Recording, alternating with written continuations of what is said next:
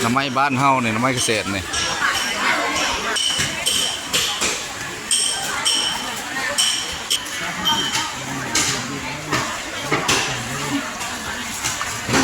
ขายบัวแพง20,000เนาะว้าขายบัวแพงเราเอา20,000ละยะซ้ำราคาเบียร์ซ้ำราคาเบียร์กินเบียร์มันบ่เว้าได้ขวดเดียวเนาะหลายขวดเลยขวดน้ำเบียร์ก็ขวดที่20,000ครับ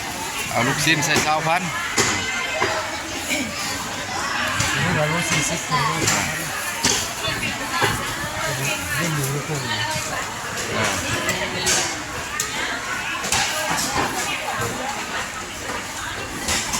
ไปมาเลย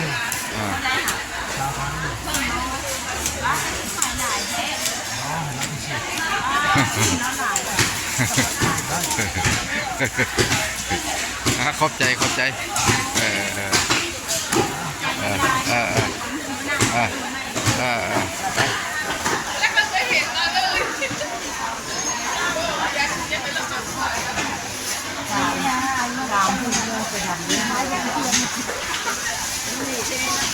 ไปทางมันแจ้งไหนไหมแม่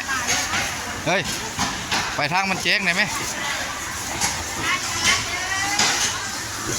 อ๋อหน่อไม้เกษตรเนาะ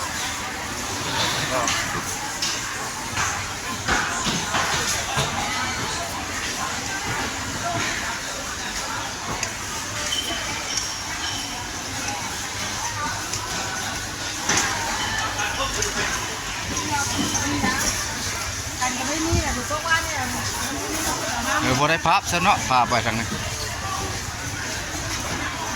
มันเป็นอะไรมันลีกทางนั้นมีแนวสำคัญบ่โอ้ไปราคาเบิ้งค่อยเลาะเองก็ได้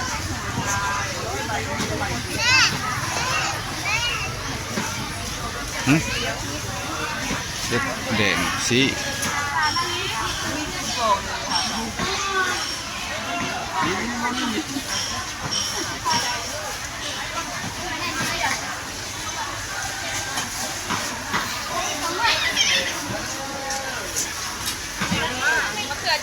โล7,000 จะขึ้นไปราคาได้เลยคือกันกับประเทศเพื่อนบ้านเฮาพี่น้องอันนี้13,000อันนี้15เนาะ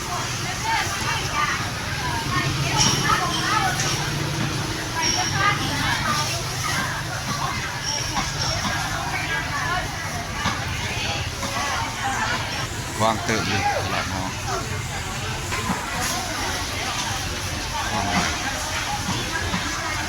เดี๋ยวว่าค่อยสิบ่ได้ไปเลาะทางนั้นส่วนตัวที่บริเวณด้านนอกข้างนอกจะเป็น2ข้างเนาะ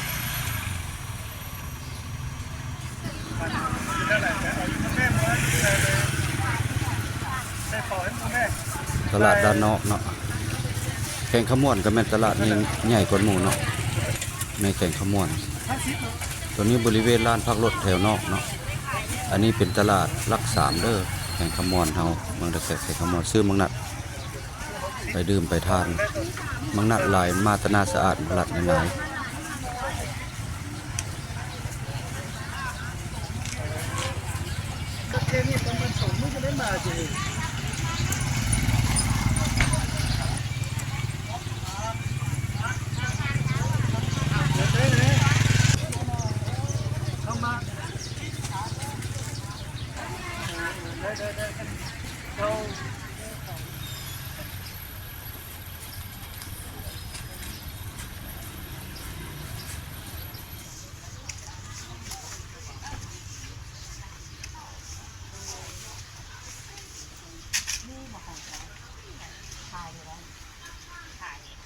อันหนึ่งบ่200,000นี่นะบ่เดี๋ยวว่าอันเบิด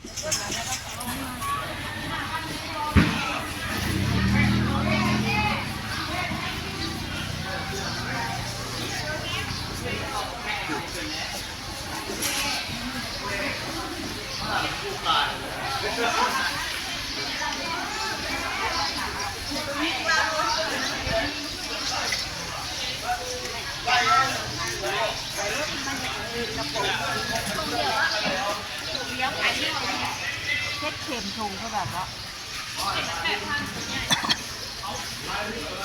ใช่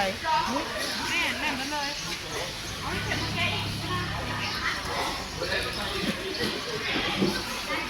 ขายมันหมดเลย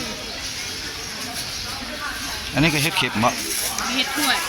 เออเฮ็ด นะ โคตร อันนี้เฮ็ดตีซ่า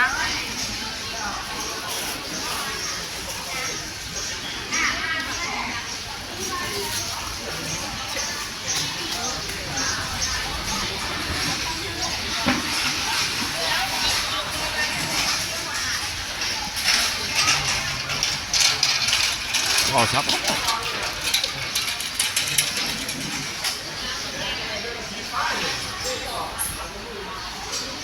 ขายหมดนี่ไม่ได้ขายหรอ เป็นน้อยๆเขาไม่ได้ขายเขาขายส่ง ซื้อมาขายขึ้น แม่ เอาได้หน่อยนะ